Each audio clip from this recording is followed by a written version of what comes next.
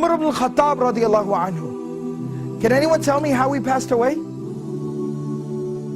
He was stabbed while he was leading the prayer. Alright, he was stabbed while he was leading the prayer. The narration goes on to tell us that Umar radiallahu anhu has this big open wound. He had literally a hole in his stomach. And he's lying there and he's bleeding out and he's fading in and out of consciousness.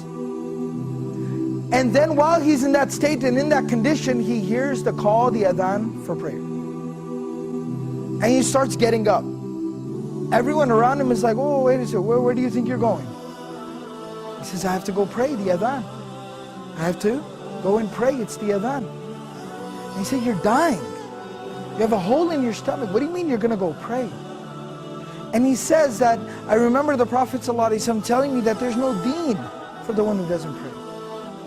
That the salah is like the head and the body. I have to go and pray.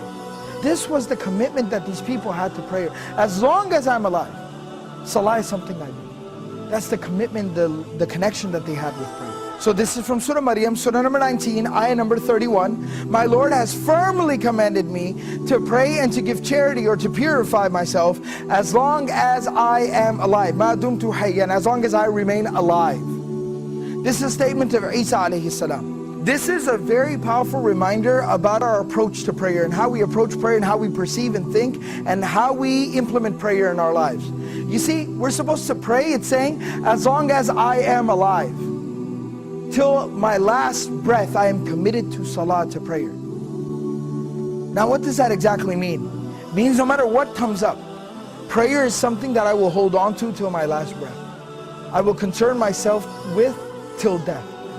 And the Prophet ﷺ demonstrated this. He lived this. Now this isn't just theory, this isn't something just fancy to say. It's not just a fancy slogan. The Prophet ﷺ lived it. You know, about a week before the passing of the Prophet ﷺ, he fell very ill. He became ill. And the Prophet ﷺ was incapable of standing up and even walking on his own very soon after.